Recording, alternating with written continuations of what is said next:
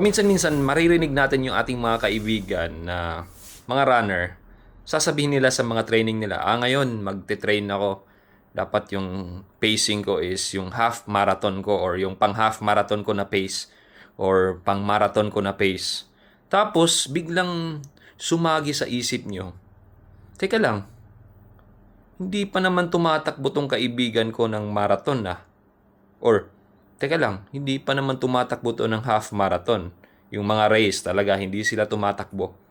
Panay training lang naman to or 5K, 10K lang naman yung pinaka-maximum niya na tinatakbo or tinakbo sa isang race. So, paano niya nalaman na yun dapat yung marathon pace niya or half marathon pace niya? Or sabihin na natin, kunwari, sabihin natin, nag-interval siya. Paano niya nalaman na dapat ganun yung pacing niya? Actually, yung pinakamadaling paraan dyan na nakita ko is yung app na tinatawag na VDOT Running Calculator. Doon sila kumukuha ng ideya doon. Bale, dito sa app na yan, ito, calculator yan, libre lang sa Play Store, saka I think nandyan din yan sa iOS. Wala kasi akong Apple na or wala kasi akong iPhone, so hindi ako sure, pero I think meron naman siguro. Or kung wala kayong cellphone, meron naman sa computer. Type nyo lang sa Google, i-search nyo lang. Anyway, for example ito. Ang pinakaunang gagawin nyo is i-input nyo yung pinakahuling race na nagawa nyo, tapos yung oras na tinakbo nyo.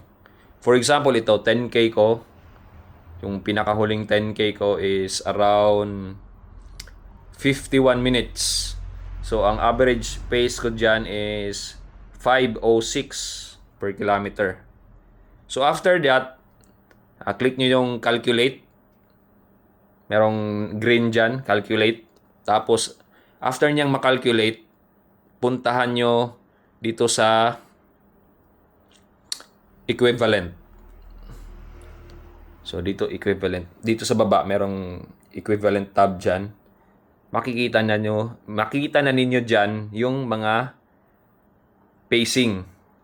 So, kahit na, for example, ako, hindi pa ako nakatakbo ng marathon, meron na akong marathon pace dito na sabihin na nating estimated.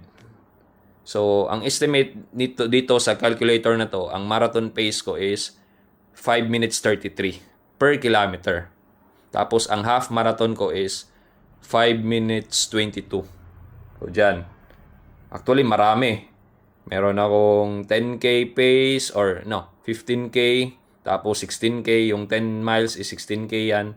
Tapos, 8K, 6K, 5K. Napakarami.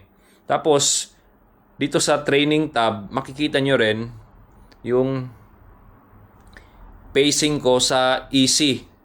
So, ang per kilometer daw na pacing ko considered as easy base sa naging calculator or na-calculate ng app na to is 6 minutes 13 to 6 minutes 50. Yan yung easy pace ko. Tapos, yun nga, yung marathon pace ko is 5:33. Threshold ko naman is 5:11. Ayan. I don't know kung makita or nakikita nyo ba? Tapos, yung interval ko naman, interval ko naman per kilometer is 4:47. Tapos, yung repetition is 4:32. So, kung gusto nyo lang naman malaman, well, hindi naman siguro makakasama kung ibabase nyo dito. Tapos, tingnan nyo rin.